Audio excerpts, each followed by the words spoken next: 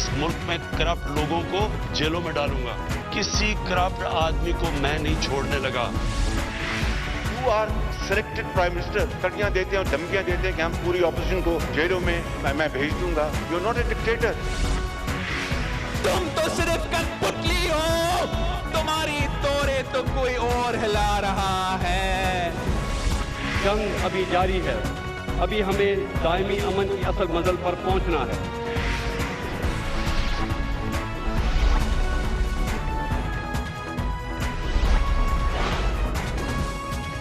आप देख रहे हैं खबरों, तबसरों और तज्जियात पर मबनी पाकिस्तान का सबसे मोतबर न्यूज शो दुनिया, कामरान खान के साथ। अस्सलाम वालेकुम, मैं हूं कामरान खान। आज की बहुत अहम खबर, और वो खबर ये है कि आज 2 माह के बाद पाकिस्तान भर में ट्रेन ऑपरेशन दोबारा शुरू हो गया। मगर इसके साथ ही एक और बड़ी अहम खबर है जो शायद इस खबर से भी ज़्यादा अहम है, और वो खबर ये है कि न सिर्फ ये कि ट्रेन ऑपरेशन हुआ, बल्कि आज पाकिस्तानियों ने और महकमा रेलवे ने भरपूर अंदाज में SOPs पर अमल किया। जब से पाकिस्तान में लॉकडाउन का आगाज़ है, ये पहला एक मरबूत सिलसिला देखने में आया जहां पाकिस्तानी भरपूर अंदाज में SOPs पर अमल भी कर रहे थे, और वो महकमा, सरकारी महकमा जो कि उनको ये करने के लिए पाबंद था, वो पे अमल करता हुआ नज़र आया। इस लिहाज से एक बहुत ही खुशगवार इब्तिदा हुई है। आज महदूद रूट्स पर आमद रफ्त का आगाज़ हुआ है। फ़िलहाल कराची, लाहौर, पेशावर, रावलपिंडी और कोयटा से 30 रेलगाड़ियाँ चलाई गई, जिनमें से 15 ट्रेनें अप और 15 ट्रेनें डाउन चली गई। और आज कराची कैंट स्टेशन से 9 ट्रेनें अपनी मंजिल की तरफ रवाना हुई। ट्रेनों में गुंजाइश से 60% लोगों को सफ़र की इजाज़त थी। 40% नशिस्तें खाली रखी गई। हुजूम से बचने के लिए टिकट्स की बुकिंग भी सिर्फ़ और सिर्फ ऑनलाइन की गई थी। और ये बहुत ही खुशगवार, रेलवे के लिहाज से भी और पाकिस्तान के लिहाज से भी ये तमाम तजुर्बा था, ये बहुत ही खुशगवार रहा।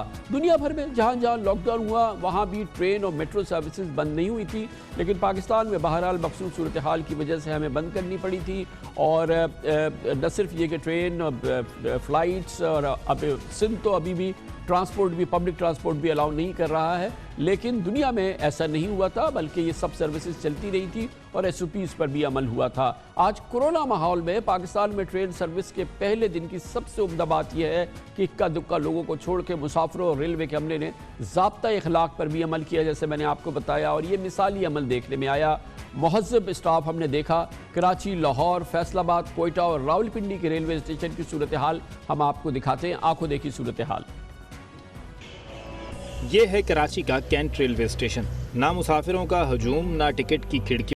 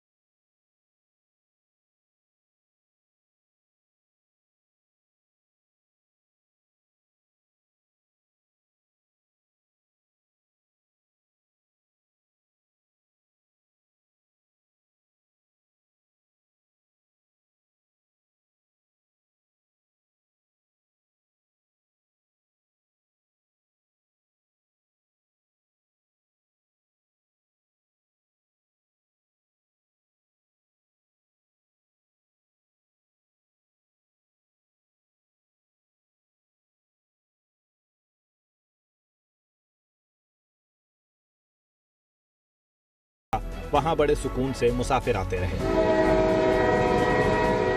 फैसलाबाद के स्टेशन पर भी रेलवे का अमला हिफाजती लिबास पहने ट्रेन के डिब्बों पर जरासीम को स्प्रे करता दिखाई दिया। दाखिली दरवाजे से लेकर ट्रेन की बोगी तक मुसाफिरों को मुकम्मल SOPs के साथ पहुंचाया गया। रावलपिंडी के रेलवे स्टेशन पर भी लाहौर की तर्ज के कैमरों से मुसाफिरों का टेम्परेचर चेक किया गया। कंट्रोल रूम में बैठे अहलकारों ने मुसाफिरों के दर्जे हरारत की कड़ी निगरानी की। लोगों ने किसी सख्ती के बगैर खुद पर समाजी फासले की पाबंदी को लाजिम रखा। बिल्कुल उसी तरह कोयटा के रेलवे स्टेशन पर ट्रेन की रवानगी से कबल मुसाफिरों की सख्त चेकिंग भी की गई। मुसाफिर भी महदूद और ज़रूरी सामान के साथ ट्रेनों में सवार हुए। अमले ने अपनी जिम्मेदारी निभाई और मुसाफिरों ने भी मास्क और दस्ताने पहनने की लाजमी शर्त का भरपूर ख्याल रखा। कोरोना माहौल में सफ़र के दौरान एक ख़ास बात ये नजर आई कि रेलवे स्टेशन पर ना कहीं धक्कम-पेल हुई और ना प्लेटफॉर्म पर अलविदा कहने वालों का हुजूम था। 40% नशिस्तें खाली होने की वजह से ट्रेन के डिब्बे खाली खाली नजर आए। तारीफ की बात तो ये है कि मुसाफिरों ने खुद ही हिफाजती इक़दामात, समाजी फासले और ज़ाब्ता अखलाक पर अमल दरामद किया। उसकी एक वजह शायद ये भी थी कि पाकिस्तान रेलवे ने SOPs की खिलाफ वर्जी पर मुसाफिर पर पहले सख्त जुर्माना और बाज न आने पर मुताल्लिका मुसाफिर को ट्रेन से उतार देने की पॉलिसी अपना रखी है।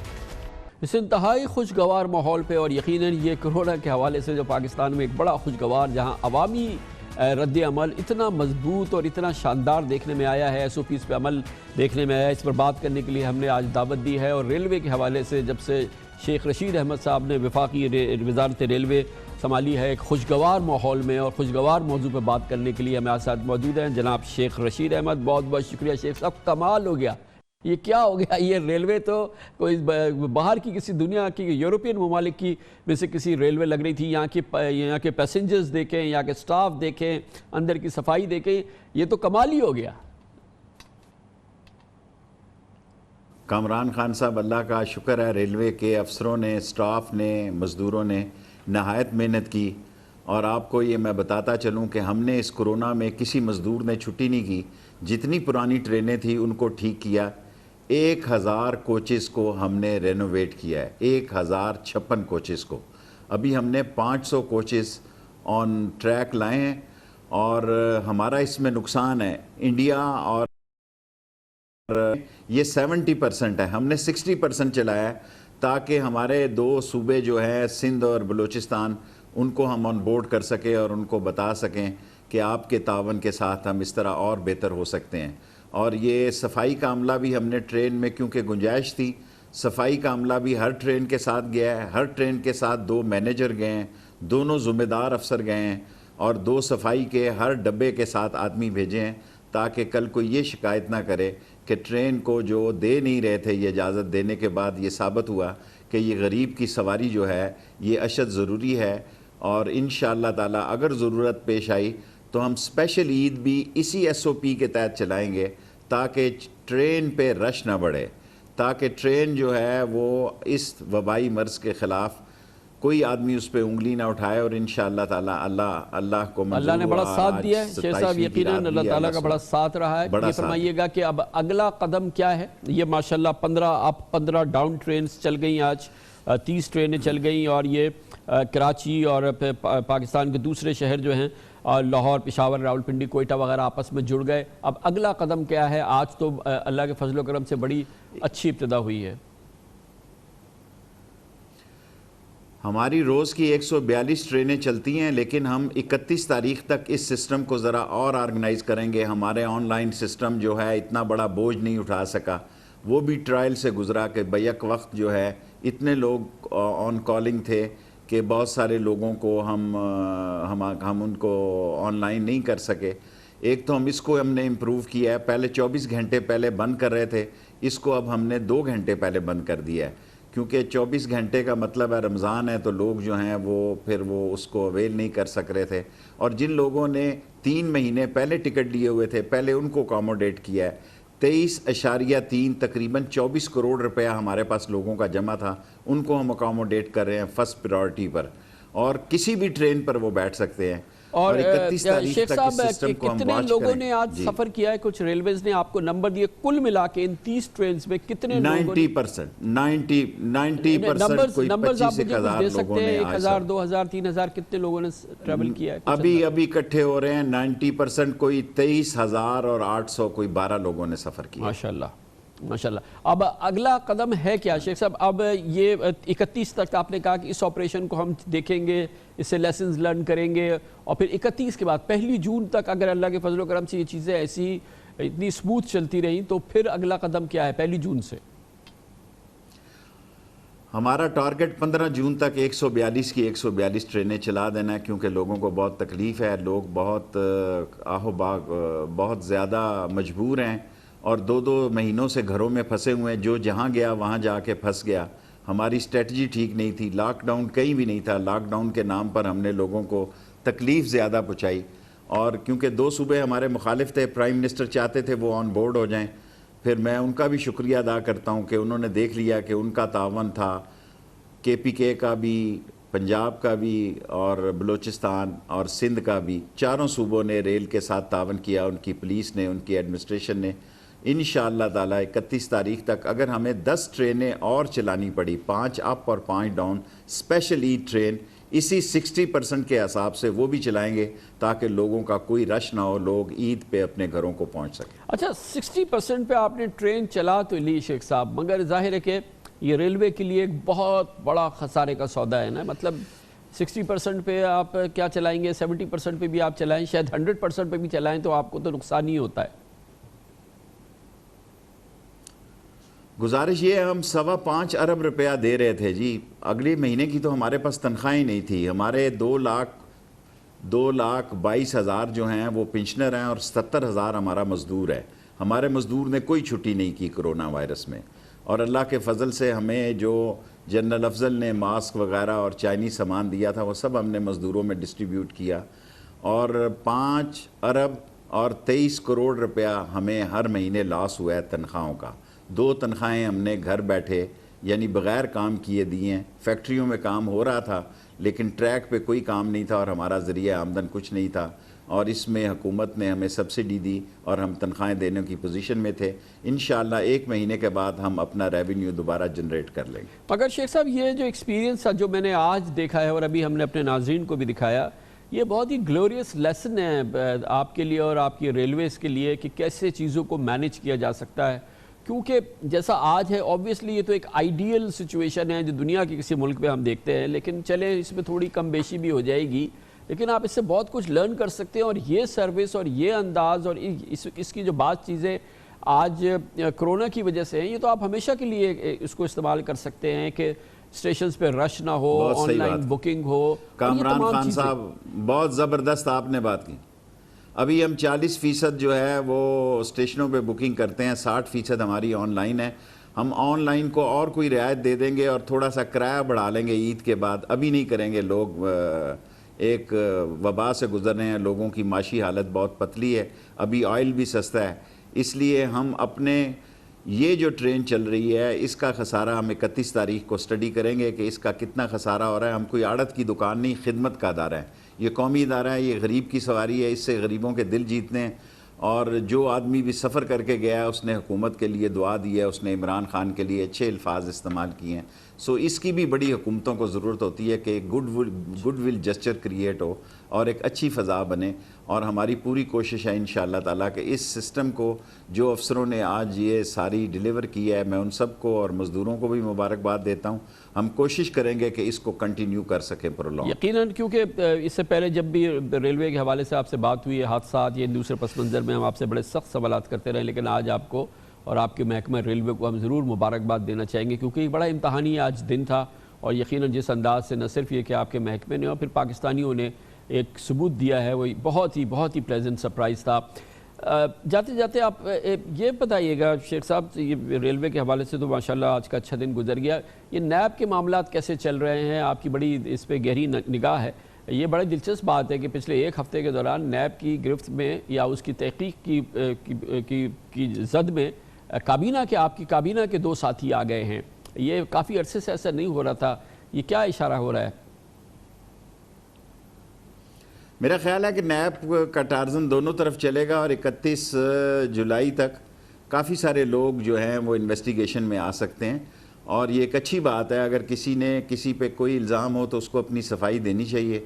اور جو ایک ہمارے خلاف بڑی بات چل رہی تھی کہ نیب صرف سرکاری لوگوں کی طرف جا رہا ہے، اپوزیشن کی طرف جا رہا ہے، سرکار کی طرف نہیں جا رہا، اور جب سرکار کے بھی کوئی نامور لوگوں کے نام ہوں گے تو میرا خیال ہے ان کا یہ بیانیہ ختم ہو جائے گا، اور نیب کے لیے بھی یہی مناسب اور یہی بہتر ہے کہ نیب انصاف کے ترازو کو مینٹین رکھے، خواہ اس میں سرکار آئے یا اس میں اپوزیشن آئے۔ تو یہ جو ہم مسلسل خبریں سن رہے ہیں کہ عید کے بعد خاص طور پہ جو سندھ کی حکومت کے لحاظ سے، پیپلز پارٹی کے لحاظ سے جو معاملات تھے، fake bank account, money laundering cases اور دوسرے کئی کرپشن کے کیسز جن کا تعلق سندھ سے اور سندھ کی بڑی شخصیات سے ہے، اور پھر پنجاب میں شہباز شریف صاحب کے حوالے سے بڑے معاملات سامنے آئے اور ان کی فیملی کے حوالے سے بڑے معاملات سامنے آئے، یہ ایک بہت ہی فیصلہ کن مرحلے میں داخل ہونے والے عید کے بعد یہ ہمیں ذرائع بتا رہے ہیں۔ آپ کی کیا معلومات ہے؟ میری بھی یہی اطلاع ہے کہ شہباز شریف کو واچ لسٹ میں تو ڈال دیا گیا ہے، اور جس وقت میں آپ سے خطاب کر رہا ہوں اس کے بعد آدھے گھنٹے میں اسپیشل کابینہ کے سیشن کا بھی صبح فیصلہ ہو سکتا ہے، اور میں لاہور آپ کو ابھی میں پہنچا ہوں آپ کے انٹرویو کے لیے، شاید ابھی اس کے بعد مجھے اسلام آباد نہ جانا پڑ جائے۔ سو نیب جو ہے، صرف نیب کے لیے اس وقت دونوں پارٹیاں، ان سب لوگوں کی دیکھیں سندھ سے ضمانتیں ہوگی کرونا کیسز میں، اس بیچارے کی جن قیدیوں کو اصل میں کرونا ہوا ہے ان کی کوئی ضمانت نہیں ہوئی، جس نے ٹیلی فون چھینا، جس نے ویل کا پانا، کو فریج چوری کر لیا، کو ریڈیو نکال کے لے گیا گاڑی سے، وہ تو جیلوں میں ہی رہے، اور جنہوں نے منی لانڈرنگ کی تھی وہ تھوک کے بھاؤ سے سب کی ضمانتیں ہوں گی سندھ میں۔ سو اب سپریم کورٹ میں یہ بھی کیس جائے گا اور یہ بھی فیصلہ ہوگا کہ بھئی یہ کیا اس کو انصاف کو مد نظر رکھا گیا ہے کہ یا اس میں کوئی خاص رعایت برتی گئی ہے۔ سو میں عید کے بعد جو 2 مہینے ہیں، 60 دن ہیں، ان کو کافی امپورٹنٹ دیکھ رہا ہوں، اور میرے خیال میں 31 جولائی تک بہت سارے نیب کے کیسز کا اونٹ کس کروٹ بیٹھے گا یہ پتہ لگ جائے گا، لیکن یہ میں شور ہوں کہ یہ کیسز 2 طرف ہوں گے، ایک طرف نہیں ہوگا۔ یقیناً میری بھی یہی معلومات ہے شیخ صاحب، بہت بہت شکریہ۔ شیخ رشید احمد ہمارے ساتھ موجود تھے، بڑا خوشگوار دن ہے ریلوے کے لیے، پاکستانیوں کے لیے۔ آج ٹرین آپریشن شروع ہوا کرونا پس منظر میں، لیکن بہت ہی سپک اینڈ سپین، صاف ستھرا، بہترین SOPs پہ عمل ہوا، اور یہ بہت ہی خوشگوار آج کا تجربہ رہا ہے۔ کمرشل بریک، اس کے بعد ذکر کریں گے کراچی سینٹرل جیل سے خبر آئی ہے کہ وہاں پہ سینکڑوں قیدیوں میں کرونا کنفرم ہو گیا ہے، اور یقیناً بہت ہی تشویشناک معاملات ہیں۔ 20 قیدی وہاں پہ بہت ہی ہائی سسپیکٹ سمجھے جاتے ہیں۔ جیل سٹاف بھی اس کی زد میں آیا ہے۔ جیلوں میں کرونا کے معاملات سنگین ہوتے جا رہے ہیں، اس کی بات کرتے ہیں چھوٹے سے وقفے کے بعد۔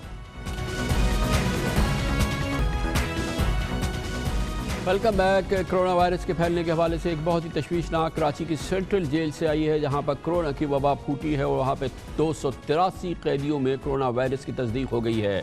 کراچی سینٹرل جیل کے ڈیپٹی سپرنٹنڈنٹ سمیت 11 اہلکار بھی کرونا کے شکار ہو چکے ہیں، اور کراچی سینٹرل جیل میں تقریباً 3500 قیدی موجود ہیں، جن میں سے 856 قیدیوں کے ٹیسٹ کیے گئے ہیں۔ اس وقت بھی 20 مشتبہ مریض قیدی اس وقت جیل میں موجود ہیں، اس لیے وہاں کی صورتحال سنگین اور بہت سیریس بتائی جاتی ہے۔ سینٹرل جیل حکام کا کہنا ہے کہ جیل سے مزید 700 قیدیوں کے نمونے لیے گئے ہیں۔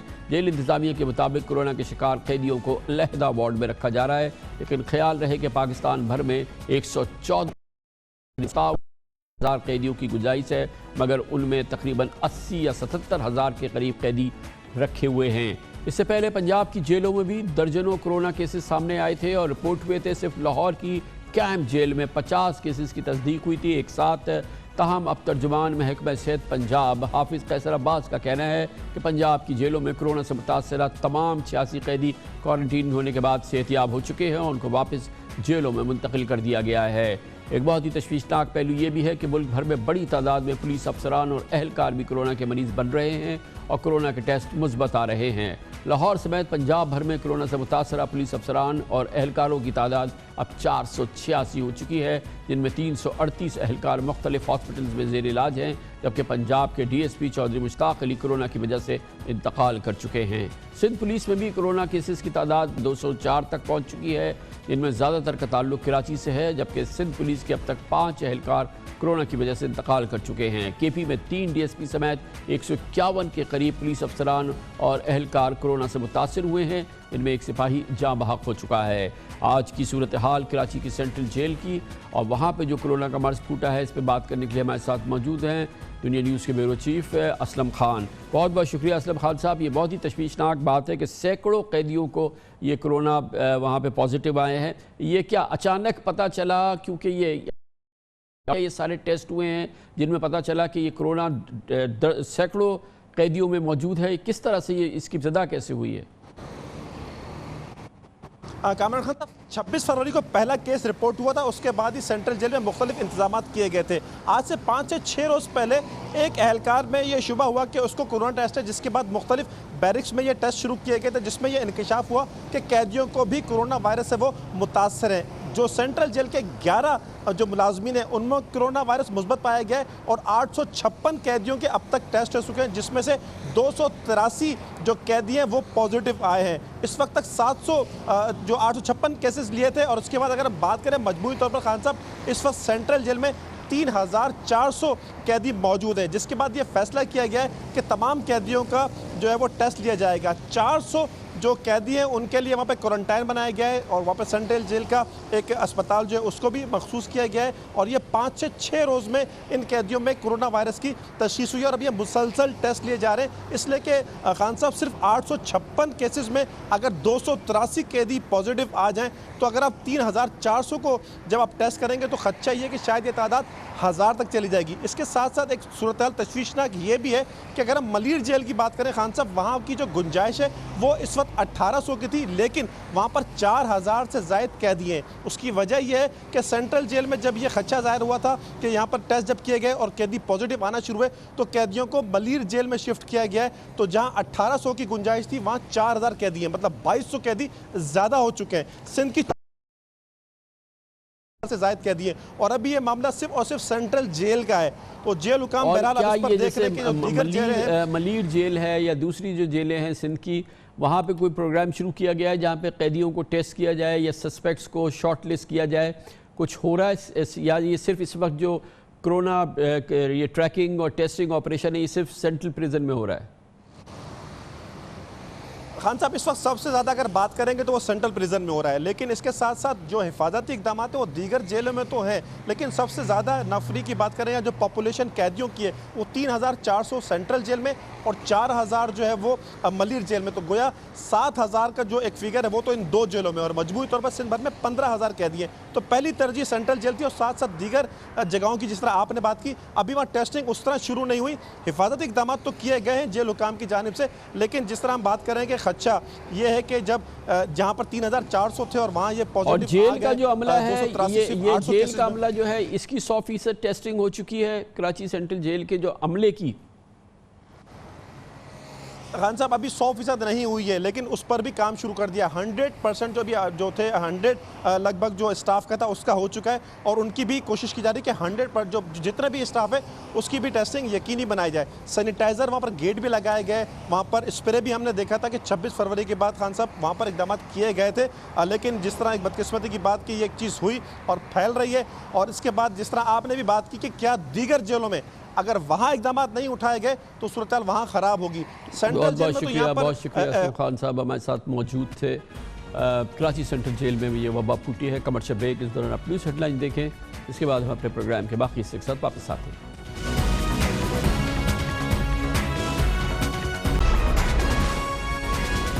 آپ دیکھ رہے ہیں خبروں، تبصروں اور تجزیات پر مبنی پاکستان کا سب سے معتبر نیوز شو دنیا، کامران خان کے ساتھ. سپریم کورٹ آف پاکستان نے وفاقی حکومت کی صوبوں پر اختیارات میں بالادستی کے حوالے سے ایک تاریخ ساز یاد دہانی کرائی ہے. کرونا وائرس از خود نوٹس کیس کی سماعت کے دوران کل سماعت کے تحریری فیصلے میں اس لارجر بینچ نے، جس کی سربراہی چیف جسٹس آف پاکستان جناب جسٹس گلزار احمد کر رہے ہیں، اس تحریری حکم میں کہا گیا ہے کہ کرونا وائرس کی صورتحال میں صوبے وفاق کے احکامات پر سختی سے عمل کرنے کے پابند ہیں. تحریری حکم نامے کے پیراگراف 9 میں سپریم کورٹ نے آئین کی آرٹیکل 149 کی بڑی صراحت سے تشریح کی. چیف جسٹس آف پاکستان نے قرار دیا کہ پاکستان کے کسی بھی حصے میں امن و امان قائم کرنے، معاشی زندگی کو خطرات سے بچانے کے لیے وفاق اپنی ایگزیکٹو اتھارٹی استعمال کر سکتا ہے. چیف جسٹس صاحب نے اپنے تحریری فیصلے میں لکھا کہ کرونا وائرس ظاہر ہے پاکستان کے امن و سکون اور معیشت کے لیے ایک سنگین خطرہ ہے. اس لیے کرونا کے خطرات سے نمٹنے کے لیے فیڈریشن صوبوں پر اپنے اعلیٰ اختیارات استعمال کرنے کا مجاز ہے اور تمام صوبوں کو وفاق کی ایگزیکٹو اتھارٹی کو لازمی طور پر بلا رکاوٹ عمل کرنا ہوگا. اور اس سے وہ باب ختم ہو گیا جو کہ ہم پچھلے کئی ہفتوں سے دیکھ رہے ہیں، جس میں سندھ بار بار وفاق کے مختلف اقدامات کے حوالے سے اپنے تحفظات کا اظہار کرتا ہے، یا ان میں سے کچھ کو ماننے سے انکار کرتا ہے، یا اس پہ شدید اعتراضات کرتا ہے، چاہے فلائٹ آپریشن ریزیوم کرنے کی بات ہو، چاہے ریلوے آپریشن ریزیوم کرنے کی بات ہو، چاہے public transport, inter district inter city transport چلانے کی بات ہو۔ ایک نہیں کئی کیسز، کئی معاملات ایسے ہیں جہاں وفاق کے احکامات کو انکار کیا ہے، بلکہ وزیر اعظم پہ بھپتیاں بھی کسی گئی ہیں، خاص طور پہ اب جب یہ ٹرین آپریشن شروع کیا گیا جو کہ آج انتہائی سہل اور بہت ہی شاندار اور بہت ہی تمام SOPs کے ساتھ ہوا۔ سندھ نے اس پر شدید اعتراضات کیے تھے، لیکن آج سپریم کورٹ آف پاکستان کے اس تحریری فیصلے سے بات سامنے آ گئی کہ سندھ کو اس کا اختیار نہیں تھا، اور کووڈ کے معاملات ہوں، معیشت کے اہم معاملات ہوں، امن و امان کے اہم معاملات ہوں، آئین کی شق 149 پابند کرتی ہے سندھ کو اور تمام صوبوں کو کہ وفاق کے احکامات پر منوان عمل کریں۔ دراصل آئین کے آرٹیکل 149 میں وضاحت کے ساتھ صوبوں میں وفاق کے اختیارات کی برتری اور فوقیت درج ہے۔ آرٹیکل 149(1) کہتا ہے کہ وفاق کا ایگزیکٹو اختیار ہے کہ وہ کسی بھی صوبے کو ایسی ہدایت دے سکتا ہے جس کو وفاقی حکومت ضرور سمجھے۔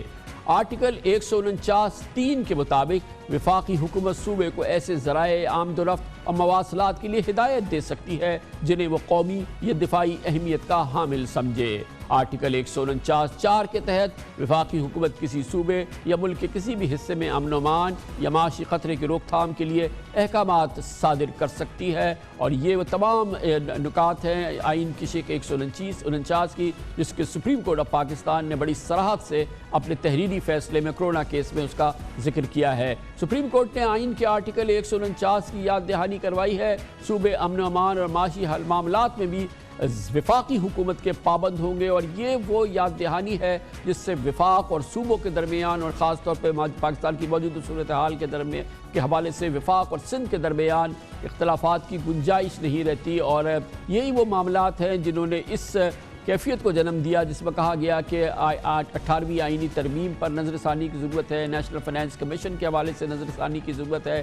لیکن ایک بہت اہم معاملہ ہے، وہ یہ ہے کہ اختیارات کا جو ڈیولوشن آف پاور ہوا ہے، جو اختیارات کی منتقلی ہوئی ہے وفاق سے صوبوں تک 18ویں ترمیم کے تحت، وہ صوبہ سندھ یا دوسرے صوبوں تک تو ہوئی، لیکن نچلی سطح تک وہ منتقلی نہیں ہوئی، جس کی وجہ سے شہروں کی بدترین صورتحال ہے۔ خاص طور پہ جو کراچی کی کیفیت ہے پوری دنیا اس سے واقف ہے، اور یہ دیکھ لیا گیا ہے کہ اختیارات اور وسائل کی منتقلی وفاق سے صوبہ سندھ تک تو ہوئی، لیکن صوبہ سندھ سے نچلی سطح تک، شہری حکومتوں تک، ضلعی حکومتوں تک وہ نہیں ہو پایا ہے، اور جس نے ایک بہت بڑی پیچیدگی کو جنم لیا ہے۔ لیکن یقیناً ایسا لگتا ہے کہ آئین میں اس کی کوریج موجود ہے، اور سپریم کورٹ آف پاکستان نے آرٹیکل 149 کی یاد دہانی کرا کے اس چیز کو یقیناً بہت زیادہ اجاگر کر دیا ہے۔ آرٹیکل 149 کی اہمیت اور موجودہ صورتحال میں اس کا کس طرح سے استعمال ہو سکتا ہے، اس کا ایک بہت ہی تفصیلی جائزہ لیا تھا ہمارے ہی اس پروگرام میں وفاقی وزیر قانون جناب بیرسٹر ڈاکٹر فروخ نسیم نے۔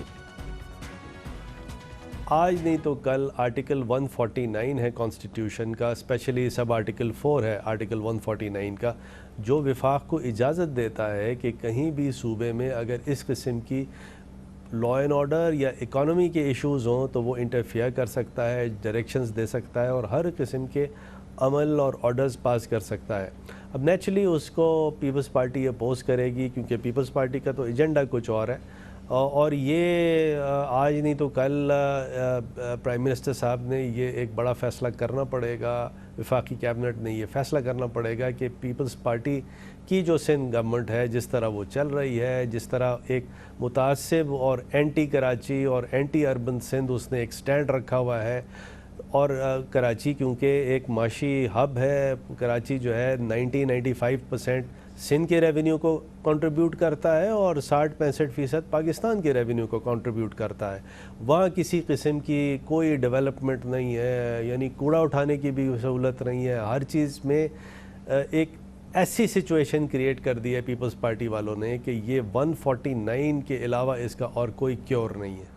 149 کی ایک بہت ہی شدت سے یاد دہانی کرائی ہے سپریم کورٹ آف پاکستان نے کل اپنے تحریری فیصلے پر. اس پر مزید بات کریں گے اور اس کے لیے ایک بار پھر ہمیں جوائن کر رہے ہیں وفاقی وزیر قانون جناب بیرسٹر فروغ نسیم. بہت بہت شکریہ بیرسٹر صاحب. بہت عرصہ ہو گیا, کئی مہینے پہلے آپ نے بہت زور دے کے آرٹیکل 149 کی یاد دہانی کرائی تھی اور اس کی اہمیت کو اجاگر کیا تھا. اس وقت اس تشریح پہ اعتراض بھی ہوا تھا, لیکن آپ نے یقیناً مطالعہ کیا ہے سپریم کورٹ آف پاکستان کے کل کے تحریری حکم میں.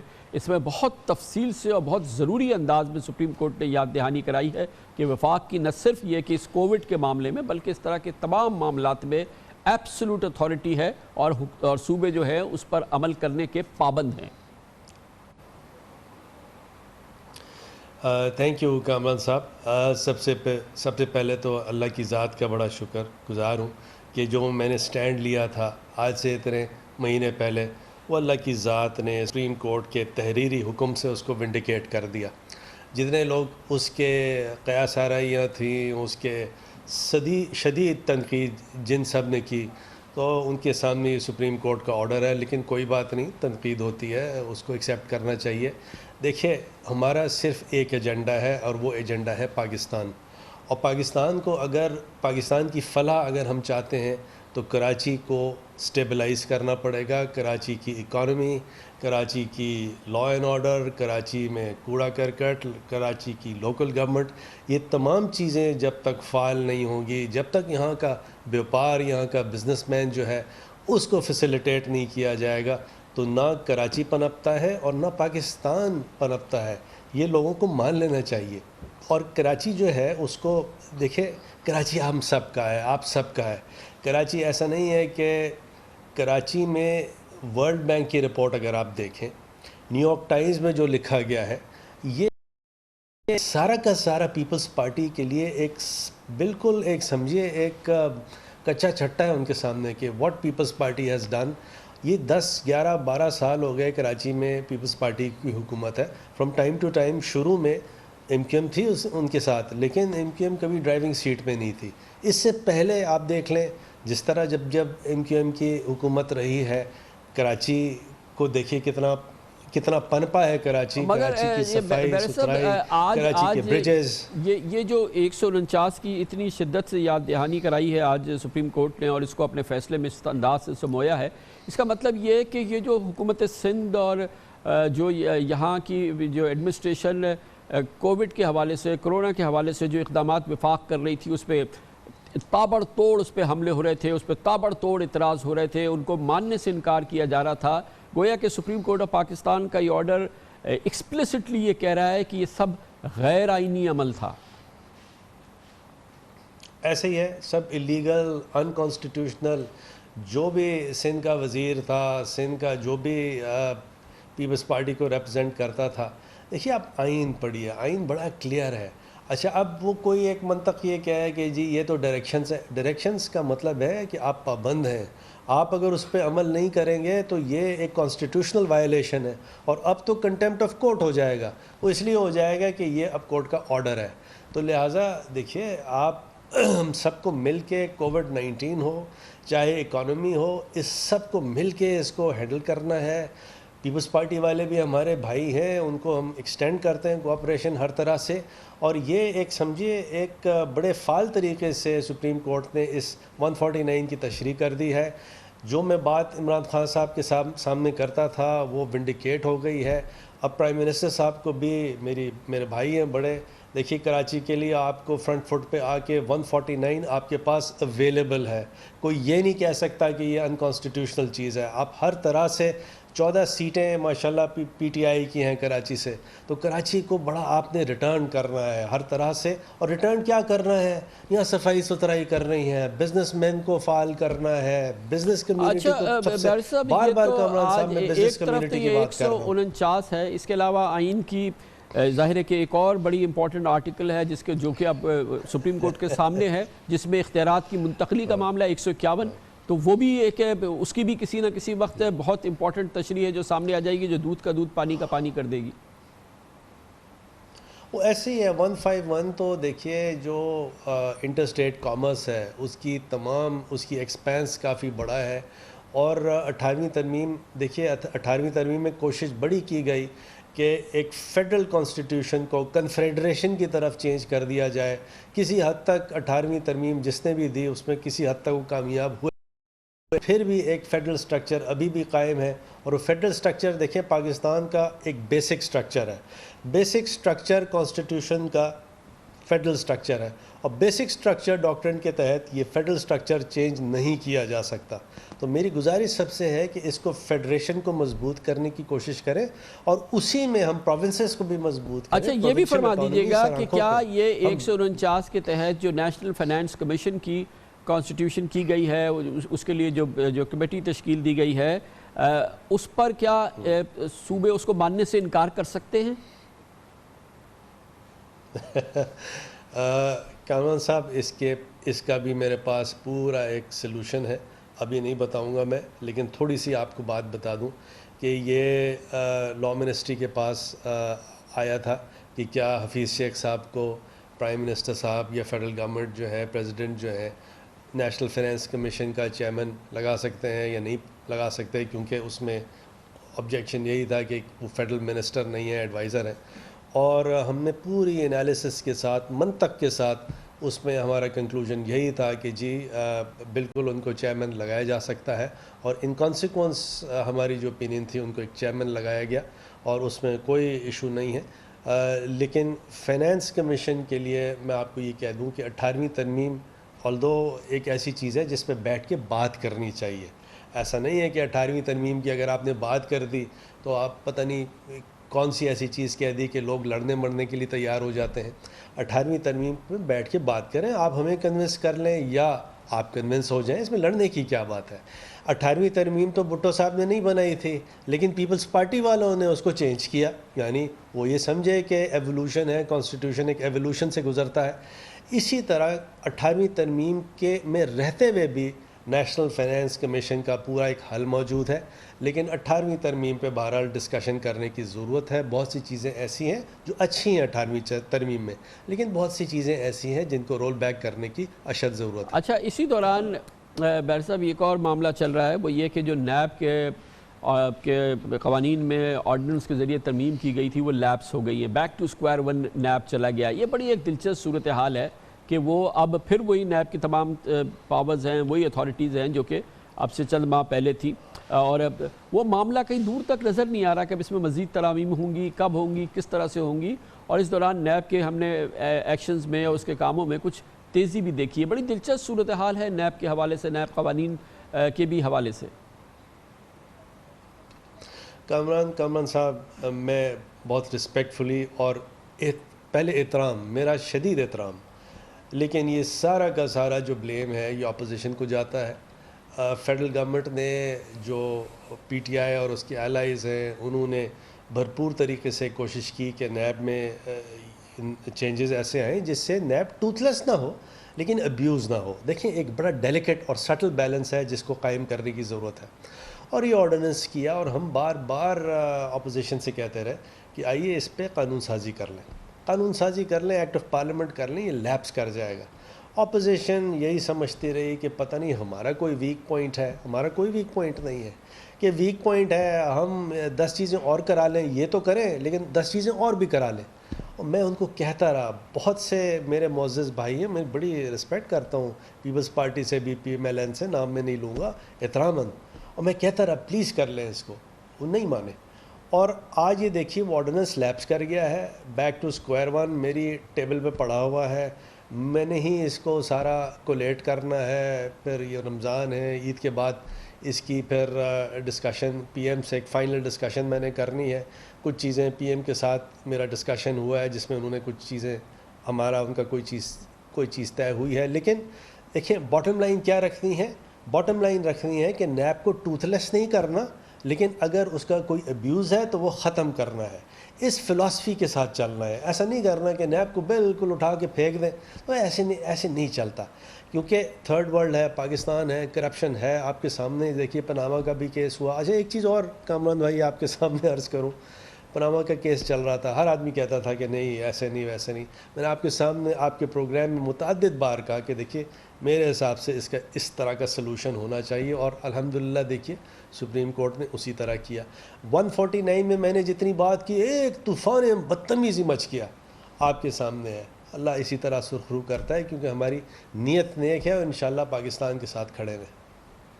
بہت بہت شکریہ بیرسٹر فروخ نسیم صاحب ہمارے ساتھ موجود تھے. بہت اہم ڈیولپمنٹ ہے، بہت امپورٹنٹ اور بہت ہی شدت سے یاد دہانی کرائی ہے سپریم کورٹ آف پاکستان نے صوبوں کو آرٹیکل 149 آئین کی، جس کے ذریعے وفاق کو مکمل اختیارات ہے کہ چاہے کورونا جیسی صورتحال ہو، چاہے معاشی صورتحال ہو، امن و امان کے معاملات ہوں، باقاعدہ حکم جاری کر سکتا ہے وفاق، اور صوبے پابند ہیں اس پہ عمل درآمد کرنے کے، اور اس سے بہت سارے مسئلے جو ہیں وہ حل ہو جائیں گے. اس آج کی یاد دہانی کی وجہ سے یہ بہت ہی کریٹیکل ٹائم پہ سپریم کورٹ آف پاکستان نے صوبوں کو، اور آج کل اس کا ظاہر مخاطب سندھ کی حکومت ہے، اس کو یہ بہت ہی امپورٹنٹ یاد دہانی کرائی.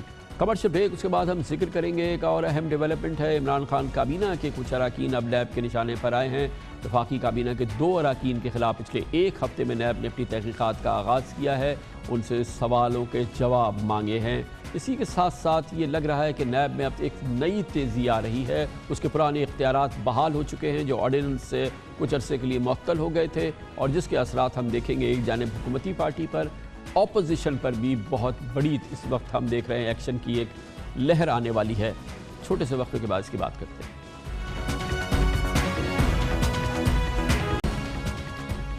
مقتدر اور انتہائی اہم ذرائع اور مصدقہ اطلاعات تمام اشارے اس بات کی جانب، اس سمت کی جانب اشارہ کر رہے ہیں کہ پاکستان میں احتساب کا ایک نیا بھرپور دور شروع ہونے والا ہے.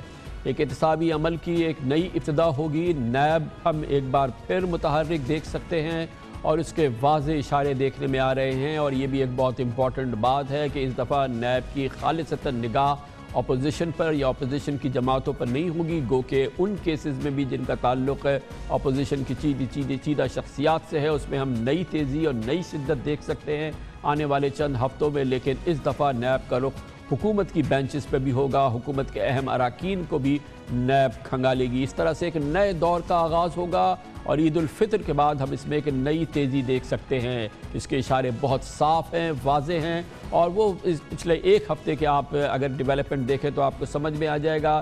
نیب نے وفاقی کابینہ کے 2 وزراء کے خلاف تحقیقات کا تفتیش کا آغاز کیا ہے، جو کہ ایک بہت ہی امپورٹنٹ ڈیولپمنٹ ہے. 1 ہفتے کے اندر وفاقی وزیر ہوابازی اور وفاقی وزیر مذہبی امور کے خلاف تحقیقات کا آغاز کیا گیا ہے. بہت امپورٹنٹ بات ہے، یہ بھی آپ کے ذہن میں رہے کہ آئندہ ہفتے کسی وقت چینی شوگر کمیشن بھی اپنی رپورٹ دے رہا ہے، اور اس حوالے سے جو ویٹ کے معاملات یا جو اس زمانے میں آٹے کے معاملات ہوئے تھے اس پر بھی یہ رپورٹ سامنے آ رہی ہے. اس کے بھی بڑے دور رس اثرات ہوں گے. یہ وہ مجموعی صورتحال ہے جو کہ ہم آنے والے دنوں میں سامنے دیکھ سکتے ہیں. اس سلسلے میں آج ایک بہت اہم اجلاس بھی ہوا ہے. یقیناً اس کا فوکس صرف نیب نہیں تھا، لیکن آج پرائم منسٹر عمران خان کی زیر صدارت ایک بہت امپورٹنٹ اجلاس ہوا، جس میں خاص طور پہ شریک تھے chief of army staff general Qamar Javed Bajwa, director general inter services intelligence lieutenant general Faiz Hameed. اس کے علاوہ وزیر اعظم کی کابینہ کے بہت تمام اہم اراکین اس میں موجود تھے.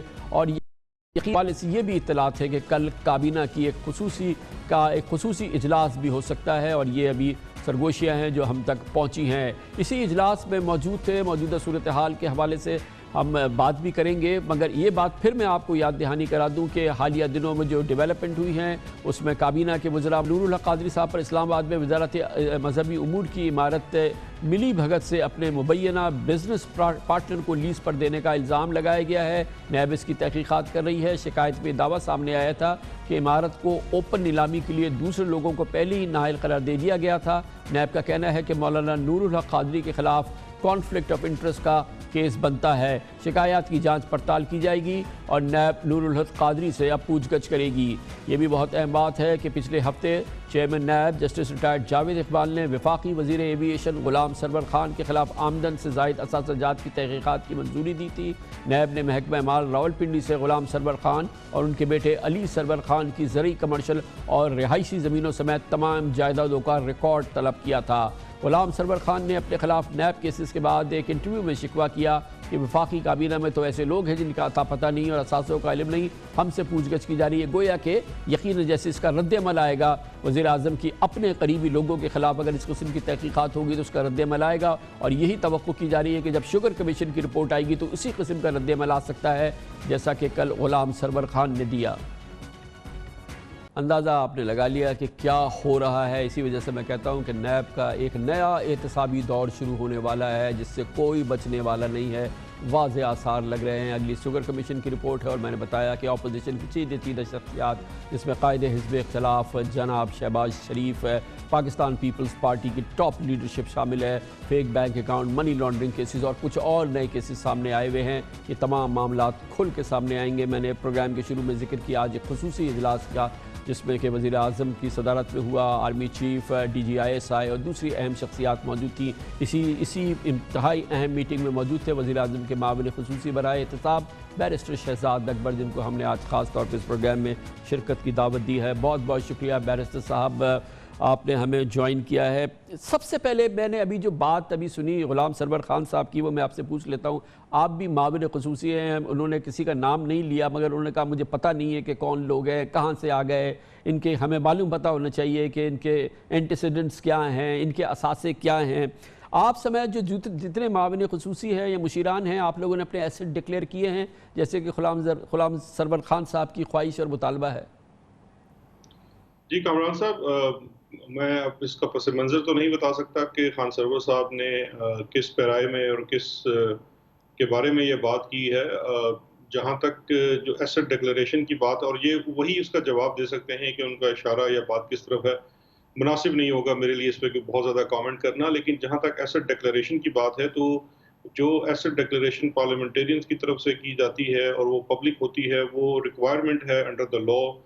اگر کل اس قسم کا کوئی قانون بنایا جاتا ہے، اور اگر مجھ سے آپ ذاتی رائے پوچھیں گے تو بالکل قانون ہونا چاہیے.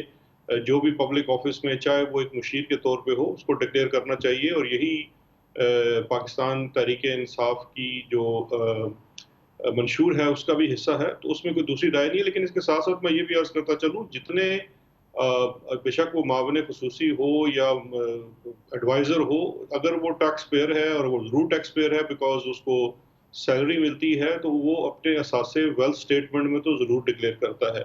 تو ایسا ہرگز نہیں ہے. یہ امپریشن شاید غلط ہوگا کہ کسی کی طرف سے ان ایسٹس کو پبلکلی ڈکلیئر کرنا کوئی اتنا اس کے اندر کوئی ریزرویشن ہوگی. آپ بالکل صحیح فرما رہے ہیں کہ ہر پاکستانی کی جو کہ ٹیکس پیئر ہے اس کے ایسٹ ڈکلیئرڈ ہیں، اور پھر قانون کے لحاظ سے کسی کے پبلکلی ڈکلیئر کرنا ضروری ہوتا ہے. باقی تو سب لوگوں کے ٹیکس اتھارٹیز کے پاس ہے اور جب ضرورت پڑے ان کو دیکھا جا سکتا ہے. لیکن بیرسٹر صاحب یہ بتائیے گا، یہ ایک بڑی نئی ڈیولپمنٹ ہے. ایک ہفتے کے اندر کیبنٹ کے 2 لوگوں کے خلاف بہت سیریس ایلیگیشنز کے ساتھ نیب نے پروب کا آغاز کیا ہے ود ان اے ویک. یہ بہت ہی سیریس انڈرٹیکنگ لگ رہی ہے. اس کے پس منظر میں کیا ہے؟ یقیناً آپ اس کا ضرور ایک نہ کسی صورت سے آپ کی معلومات اور آپ کی اس کی میرے خیال میں معلومات، بھرپور معلومات کے بغیر تو یہ نہیں ہوا ہے. نہیں، دیکھیے ایسے کوئی میری ذاتی معلومات کی بات نہیں ہے. یہ ان کے بارے میں صرف وہی جو کی سٹیجز ہیں بتا سکتا ہوں. دونوں کمپلینٹ ویریفیکیشنز ہیں. شاید جب کسی کے خلاف کوئی شکایت آتی ہے یا خود سے کوئی سورس رپورٹ ہوتی ہے تو اس کی پہلے مرحلہ یہ ہوتا ہے کہ باقاعدہ تحقیق کے آغاز سے پہلے جو کمپلینٹ ہے اس کی ویریفیکیشن کی جاتی ہے.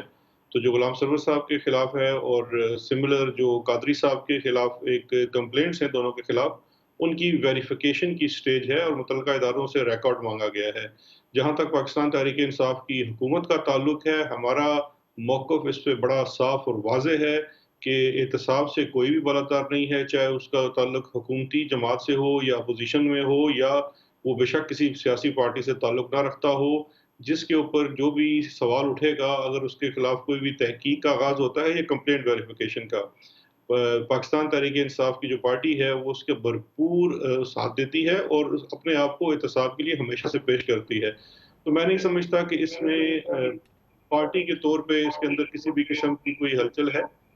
جس کا بھی ہوا، آپ دیکھیے کہ ہمارے پارٹی کے کوئی یہ نئے لوگوں کے خلاف کوئی تحقیق کا آغاز نہیں ہوا، اور بھی مختلف وزراء اور پارٹی عہدیداروں کے خلاف بھی کیسز ہیں، انویسٹیگیشنز ہو رہی ہیں. ہمارے لوگ भी तमाम तहकीकाती इदारों के साथ, और मेरा ख्याल है खान सरवर साहब ने पार्लियामान में भी ये इतला मिलने के बाद तकरीर की थी और उन्होंने कहा था मैं खुद को एहतसाब के लिए पेश करता हूँ, तो ये बड़ी खुशी की बात है। तो मैं समझता हूँ कि ये फ़िलहाल इसी हद तक है। और ये फरमाइएगा कि शुगर कमीशन के हवाले से या उसमें आपकी बड़ी दूररस आपकी उसमें इंटरेस्ट रहा है, इन्वॉल्वमेंट रही है, आपने प्राइम मिनिस्टर को असिस्ट किया है, वो अब रिपोर्ट कब आ रही है? नेक्स्ट वीक की हमें बताया गया है कि नेक्स्ट ट्यूसडे वेडनेसडे को छुट्टियों के फ़ौरन बाद वो रिपोर्ट आ रही है, और उस पर फिर नेक्स्ट क्या लाइन ऑफ एक्शन होगा? देखिए, जो रिपोर्ट है वो ड्यू है इस वक्त। वो रिपोर्ट मेरी इत्तला के मुताबिक बिल्कुल आने वाली है, और जहाँ तक हुकूमत का मौक़िफ़ है, जैसा कि वज़ीर-ए-आज़म पाकिस्तान ने वादा किया हुआ है कि ना सिर्फ वो इन तमाम मामलात की तहक़ीक़ात करवाएंगे, बल्कि इनके नतीजे में होने वाली तहक़ीक़ जो भी इंक्वायरी कमीशन देता है उसको पब्लिक किया जाएगा। ये एक कमिटमेंट है प्राइम मिनिस्टर की। तो जैसे ही वो रिपोर्ट आती है उसके ऊपर वज़ीर-ए-आज़म साहब भी खुद देखेंगे उसको, और फिर वो जिस तरह से रिपोर्ट की सिफारिशात होंगी उनको भी सबके सामने लाया जाएगा, और उसमें से जो भी उसका रिज़ल्ट निकला है वो भी अवाम के सामने रखा जाएगा। तो इसमें कोई दूसरी राय नहीं होनी चाहिए। मैं सिर्फ ये अर्ज़ करता चलूँ, शुगर इंक्वायरी की एक प्रिलिमिनरी रिपोर्ट पहले आ चुकी है जो पब्लिक कर दी गई थी। अब ये उसके बाद फोरेंसिक जो इंक्वायरी कमीशन है, जो कमीशन ऑफ इंक्वायरी एक्ट के तहत बना था, उसकी एक रिपोर्ट आनी है जो ज़्यादा तफसीली रिपोर्ट होगी। ये जो पहली रिपोर्ट आई है उससे ज़्यादा तफसील के साथ होगी, बिकॉज जो फोरेंसिक के प्रिंसिपल्स हैं कि आपने मुख्तलिफ शवाहिद इकट्ठे करने हैं और उनका एनालिसिस करके पेश करना है कि ये जो चीनी की कीमत बढ़ने की वजूहात क्या थी, और अगर इसके पीछे किसी भी किस्म की कोई भी साजिश या कोई भी किसी किस्म का गैर कानूनी काम शामिल था तो उसे भी मंजर आम पे लाया जाए। तो अब वो मेरा ख्याल है पूरी कौम उस रिपोर्ट को देख रही है कि जैसे ही वो रिपोर्ट आती है तो उसको कौम के सामने ज़रूर पेश किया जाएगा। अच्छा, ये बताइएगा कि इनिशियली तो प्राइम मिनिस्टर ने ऑर्डर किया था कि जो चीनी की और आटे की दोनों की कीमतें बढ़ी थी उसको जो है वो इसके स्कोप में होनी चाहिए। बाद में हम बार बार शुगर कमीशन सुन रहे हैं। आटा और जो आटे के साथ मैनिपुलेशन हुई, जो गरीबों को लूटा गया, वो क्या फॉरगॉटन चैप्टर है, वो इसका हिस्सा है?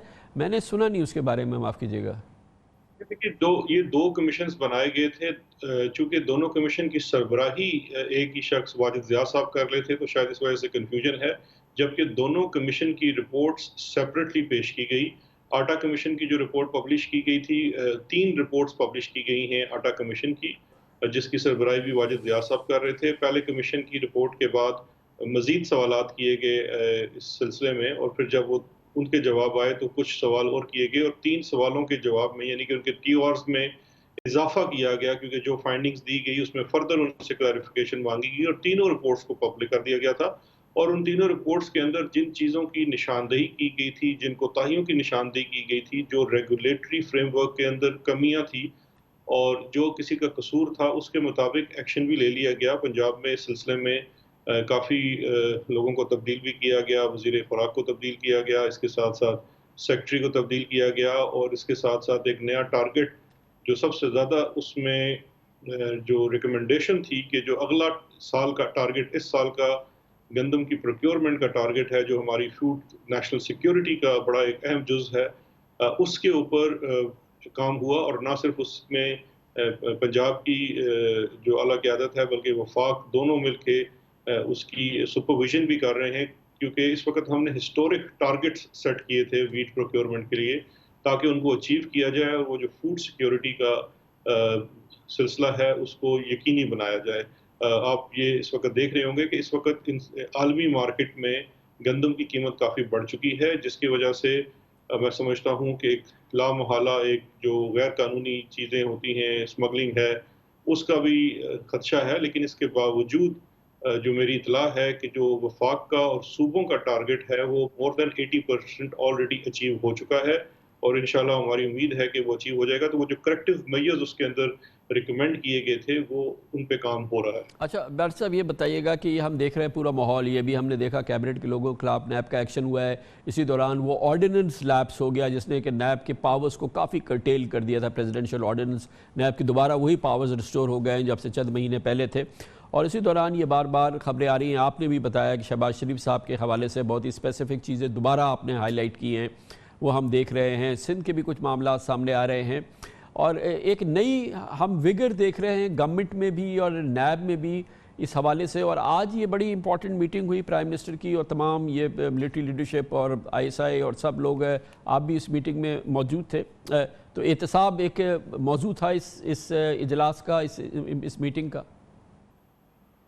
جی کامران صاحب، پہلے تو میں ایک اس میں کلیریفیکیشن کرتا چلوں. احتساب کے علاوہ میرا رول میں انٹیریئر امور بھی آتے ہیں، اور وہ ایک روٹین کی میٹنگ تھی، وہ کسی اسپیسیفک ٹاپک کے اوپر اس طرح نہیں تھی.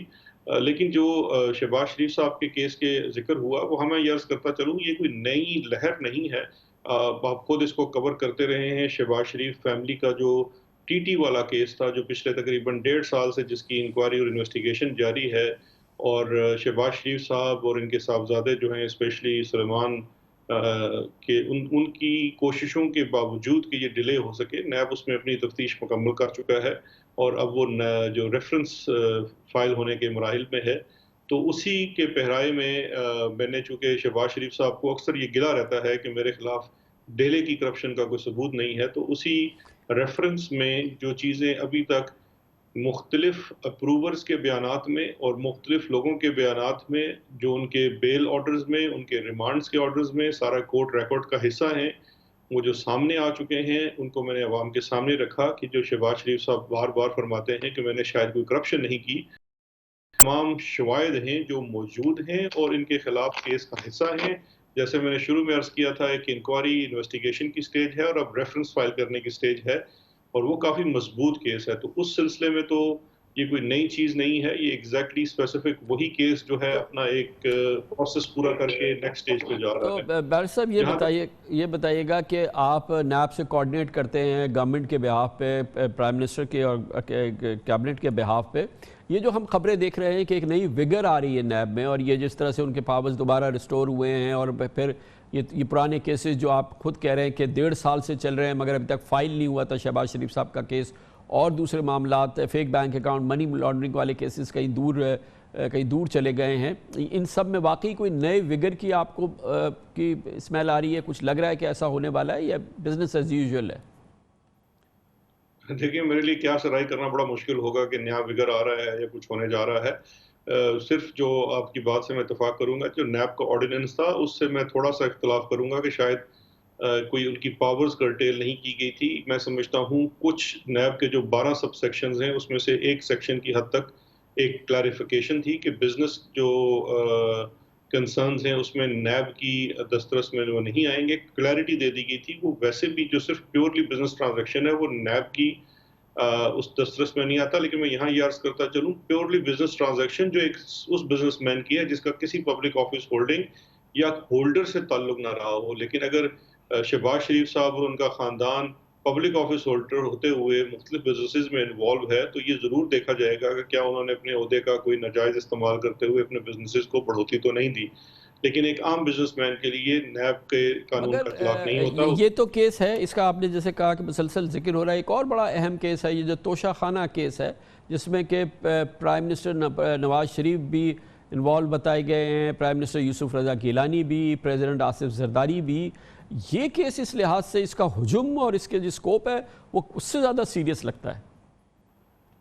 جی بالکل، یہ کامران صاحب آپ کو یاد ہوگا، آپ کور کرتے رہے ہیں جو فیک اکاؤنٹس کیس کے اوپر JIT بنائی گئی تھی، اور اس JIT نے جو 16 ریفرنسز سپریم کورٹ میں اپنے ریکمینڈ کیے تھے نیب کو بھیجنے کے لیے، جس میں سپریم کورٹ آف پاکستان کا ڈیسیژن تھا کہ 16 یا اس سے زائد کیسز بھی جو ان کی انویسٹیگیشنز میں سامنے آتے ہیں فائل کیے جا سکتے ہیں. تو یہ وہ والا سارا ایویڈنس ہے جو اس JIT کی مد میں دریافت ہوا تھا، اور اس کے نتیجے میں اب ظاہری بات ہے انویسٹیگیشن کے بعد اس کا نیکسٹ مرحلہ ہے انویسٹیگیشن ریفرنس فائل کرنے کا. تو یہ کیس اس مرحلے میں، یہ ایسا نہیں ہے یہ کیس ابھی شروع ہوا ہے. انویسٹیگیشن تو اس کی کافی عرصے پہلے نیب کو دے دی گئی تھی، اب یہ ریفرنس فائل ہوا ہے. اور کیس کا میگنیٹیوڈ بالکل بہت بڑا ہے، لیکن کیس بڑا سمپل ہے. اور یہ سمپل کیس ہی ہوتا ہے جس کے اندر اگر آپ دیکھیے تو وہ جو الکپون کی مثال ہے امریکہ میں کہ وہ اپنی بہت ساری اور بدماشیوں میں نہیں پکڑا گیا تھا، ٹیکس فراڈ میں پکڑا گیا تھا. تو یہاں بھی کچھ معاملہ ایسا ہی ہے کہ جو جس طرح سے دونوں ہاتھوں سے قومی خزانے کو لوٹا گیا، کوئی چھوٹی موٹی رسید پکڑے جانے کے اوپر اب یہ شکنجے میں آ رہے ہیں. اور یہ صرف ایک اس پوری لوٹ گسوٹ کے اندر ایک چھوٹی سی مثال ہے جہاں پہ آپ ثبوت ہوتے ہوئے باقاعدہ طور پہ ان کو کنوکٹ کر سکتے ہیں. تو اس کیس کے اندر آپ بالکل بجا فرما رہے ہیں کہ دونوں جو صاحبان ہیں، زرداری صاحب ہیں اور نواز شریف صاحب ہیں، یہ کافی مشکل میں ہوں گے. بہت بہت شکریہ جناب بیرسٹر شہزاد اکبر ہمارے ساتھ موجود تھے. کمرشل بریک، اس کے بعد ایک بار پھر سندھ کا ذکر اور ایک بار پھر سندھ پبلک سروس کمیشن کا ذکر، جس کا کام یہ ہونا چاہیے تمام صوبوں میں پبلک سروس کمیشن کہ میرٹ کی سربلندی کرے. ایک بار پھر میرٹ کا قتل و غارت کیا ہے سندھ پبلک سروس کمیشن نے، ایک بار پھر اقربا پروری کی ہے، ایک بار پھر سنگین الزامات لگے ہیں اور assistant commissioners, E T Os, section officers کی بھرتیاں ہونی ہیں.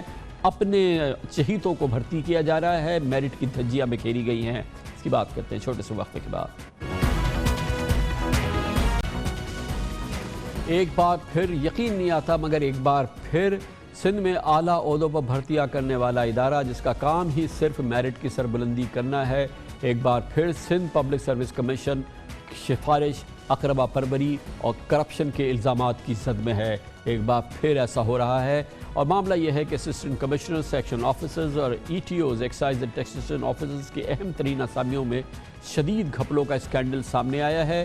اور یہ عجیب اتفاق ہے کہ زیادہ تر افسران پبلک سروس کمیشن کے عہدیداروں اور اراکین اور اس کے بھانجے بھتیجوں کے بھائی بند ہیں. یہ وہ لوگ ہیں جن کو کہ اب سلیکٹ کیا جا رہا ہے ان عہدوں کے لیے، مگر وہ سب جو ہیں آپ دیکھیں ان کی بہت بڑی تعداد ان لوگوں سے منسلک ہیں جو خود پبلک سروس کمیشن میں ہیں یا یہ کہ وہ اہم ترین لوگوں سے جڑے ہوئے ہیں. اب نیب نے ایک بار پھر اس گڑبڑ گھوٹالے کی تحقیقات شروع کی ہے، اس نئے گڑبڑ گھوٹالے کی تحقیقات شروع کی ہے جبکہ معاملہ سندھ ہائی کورٹ بھی پہنچ گیا ہے. سندھ پبلک سروس کمیشن کے تحت 2018 میں کمبائنڈ کمپیٹیٹیو ایگزام یعنی مقابلے کے امتحانات کے بعد پچھلے سال بھرتی کے لیے 235 امیدواروں کو سلیکٹ کیا گیا، جن پر الزامات سامنے آنے کے بعد نیب نے 35 اراکین کے امتحانات کا ریکارڈ طلب کیا. تحقیقات کے مطابق منتخب ہونے والوں میں سندھ پبلک سروس کمیشن کے چیئرمین نور محمد جادمانی، کنٹرولر امتحانات ہادی بخش کلہوڑو اور ان دونوں حضرات کے قریبی رشتہ دار ہیں. اس کے علاوہ کمیشن کے سیکرٹری احمد علی قریشی، کمیشن کے ممبر آفتاب بلوچ اور حریش چندر کے بیٹے ہیں. سابق ممبر سائیں دادو سولنگی کا ایک بیٹا ہے اور 2 بیٹیاں اس میں شامل ہیں. گویا کہ جو ایک چھوٹی سی لسٹ ہے جو کہ شارٹ لسٹ ہوئی ہے، اس میں وہ لوگ ہیں جن کا خود کمیشن سے ہی تعلق ہے، انہی کے ہوتے سوتے ہیں. اس کے علاوہ ڈی سی ٹنڈولا یار کے بیٹے کو، director I T public service commission کے بھائی کو سلیکشن کی اس کی بھی نشاندہی ہو گئی ہے. اور یہ آپ نے دیکھا کہ اندھا بانٹ رہا ہے ریوڑی اپنے اپنوں کو. خیال رہے کہ سندھ پبلک سروس کمیشن پچھلی 2 دہائیوں سے کرپشن، سفارش، اقربا پروری کی بنیاد پر بھرتیاں کرنے کے الزامات کی زد میں ہے اور قابل امیدواروں کا اعتماد کھو چکا ہے. 2003 میں مقابلے کے امتحانات میں 50 سے زائد ناکام امیدواروں کو بھرتی کرنے کا نیب ریفرنس زیر سماعت ہے. 2013 میں مقابلے کے امتحانات میں بڑے پیمانوں پر گھپلیوں میں سپریم کورٹ نے امتحانات کے نتائج کالعدم قرار دے کے کمیشن کے چیئرمین اور 6 ممبران کو عہدوں سے ہٹایا تھا. اس کے علاوہ کمیشن کے ایک سابق جو چیئرمین تھے انہوں نے اپنے عہدے کو چھوڑ دیا تھا کیونکہ ان پہ اتنا دباؤ تھا کہ وہ فوری طور پہ ان لوگوں کو ملازمت دیں، انہی لوگوں کو سلیکٹ کریں جن کو کہ سندھ پیپلز پارٹی کے بڑے اور جو پاکستان پیپلز پارٹی کی چوٹی کے لوگ نامزد کر کے لسٹ کی صورت میں ان کو بھیج رہے ہیں. Chairman Sindh public service commission نے کہا تھا کہ وہ ایسا نہیں کریں گے اور وہ اپنا عہدہ چھوڑ کے چلے گئے تھے. ایک لمبی کہانی ہے سندھ پبلک سروس کمیشن، منبع مخزن ہے میرٹ کی تباہی کا اور کرپشن کا. یہ خبر ایک بار پھر ڈھونڈی ہے ہمارے نمائندے خصوصی اختیار کھوکر نے ہمارے ساتھ موجود ہے. بہت بہت شکریہ اختیار کھوکر صاحب. تو ابھی جو نیب کی جو تحقیقات جاری ہے اس سے کیا چیزیں سامنے آئی ہیں اور پھر یہ معاملہ ہائی کورٹ میں بھی پہنچ گیا. ایک بار پھر سندھ پبلک سروس کمیشن سنگین ترین الزامات میں ہے. کوئی ٹرانسپیرنسی اور میرٹ اپہولڈ کرنے کا کوئی کام نہیں ہوتا ہے. جی خان صاحب، نیب نے جو تحقیقات کی ہے یا ان کو جو شکایات ملی ہیں، نیب نے یہ کوئی 36 امیدوار ہیں جن میں اکثریت ان لوگوں کی شامل ہے جن کے نام آپ نے گنوائے، ان کے رشتہ دار ہیں. اور اس کے علاوہ کچھ ایسے بھی لوگ ہیں مبینہ طور پر جن پر الزام ہے کہ وہ بیسیکلی اس امتحان کے اہل نہیں ہیں، لیکن پیسے دے کر بڑے پیمانے پر کرپشن ہوئی ہے اور وہ بھی کروڑوں روپے میں. یہ جو نیب کو ملی ہے شکایت جس کی وہ تحقیقات کر رہی ہے. نیب نے ریکارڈ طلب کیا ہے، وہ ریکارڈ آ گیا ہے ان امیدواروں کا جس میں ان کی आंसर कॉपीज़ हैं, फेस शीट हैं, उनकी पुरानी तालीमी असनाद हैं कि उनमें भी देखा जाएगा कि ये इन लोगों का माजी क्या रहा है, माजी में ये लोग मेरिटोरियस लिस्ट में रहे हैं या नहीं हैं। और उसके अलावा इनके मेडिकल के सर्टिफिकेट ले लिए गए हैं। तो नेब इस एंगल से इस मामले की तहकीकात कर रही है। और उसके अलावा हाई कोर्ट में भी जो बाकायदा पिटीशन ज़ेर समात है उसमें भी तकरीबन एक जैसे ही इल्ज़ामात हैं कि जी बड़े पैमाने पर करप्शन करके अपने लोग भर्ती कर मगर खोकर साहब ये वो इल्ज़ामात है, हम इस प्रोग्राम में मुसलसल 5 साल से रोज़ाना इसका जिक्र कर रहे हैं, उससे पहले मुसलसल हम अपनी प्रोग्राम्स के ज़रिए इसका जिक्र करते रहे। यानी कि ये पब्लिक सर्विस कमीशन जो है ये पिछले 12-14 साल से सिवाय पीपल्स पार्टी के बड़े लोगों के, हुकूमत के बड़े लोगों को और अपने जानने वालों के अलावा किसी के पर्पस सर्व नहीं कर रही। सुप्रीम कोर्ट के इक़दामात हो गए हैं, नैब के रेफरेंसेस हो गए, मगर ये बाज नहीं आता Sindh public service commission. Khan साहब इसका अंदाज़ा आप इससे लगाएं कि जो पिछला इम्तिहान था 2013 का कंबाइंड कॉम्पिटिटिव एग्ज़ाम, जिसमें बड़े पैमाने पे घपले ज़ाहिर हुए, सुप्रीम कोर्ट ने पूरा जो नतीजा था वो स्क्रैप कर दिया, नतीजा ख़त्म किया, उनके मेंबरान हैं उनको नाअहल कर दिया। लेकिन उस इम्तिहान का जो कंट्रोलर इम्तिहान था हादी बख्श कलोडो साहब, वो आज भी मौजूद है, उसको नहीं हटाया गया। वो कंट्रोलर इम्तिहान 2013 से 6 बरस से वो आदमी मौजूद है। वो 2018 का उसने इम्तिहान लिया, वो 2018 में भी वही इल्ज़ामात सामने आए। अब वो नया कंबाइंड कॉम्पिटिटिव एग्ज़ाम भी वही आदमी लेने जा रहा है। उसके अलावा सुप्रीम कोर्ट ने कहा कि आप बेदागबाजी वाले शिफाफ मेंबर रखें, लेकिन जो मेंबर रखें आप उसका अंदाज़ा लगाएं। सिद्दीक मेमन साहब जो मेंबर रखा है साबिक चीफ सेक्रेटरी, उनके खिलाफ एक नेब रेफरेंस ज़ेर समात है कोर्ट में, उसको उन्होंने मेंबर बना दिया। और वज़ीर आला साहब के एक बेनोई, मरहूम बेनोई के भाई हैं आबिद शाह साहब, वो उसको सुप्रीम कोर्ट ने सिंध हुकूमत से नाअहल करार देकर उसका इंतज़ाम उसको वापस फेडरल गवर्नमेंट भेज दिया था। घी कॉरपोरेशन का वो एक मुलाजिम था, नॉन सिविल सर्वेंट, उसको मेंबर बना दिया। शब्बीर शेख साहब हैं जो भी नेब के इल्ज़ामात के ज़ेर मतलब ज़िद में रहे हैं, उसको मेंबर बना दिया, पुलिस ऑफिसर है। तो जाहिर है मतलब एक ऐसे किस्म का कमीशन का पूरा सिस्टम बनाया जाता है, ऐसे लोग रखे जाते हैं जो उनकी मर्ज़ी से ही काम करें। जी बहुत शुक्रिया जनाब इख्तियार खोकर हमारे साथ मौजूद है। इसके साथ ही हमारे आज के प्रोग्राम का इख्तिताम होता है। कल आपसे फिर मुलाकात होगी इंशाअल्लाह। कल तक के लिए कामरान खान को इजाज़त। अल्लाह हाफ़िज़ Nasir. Hi, it's Sayyeda Shanaz here. Thank you for watching Dunya News. For more videos and updates, don't forget to click the subscribe button. Keep watching Dunya News.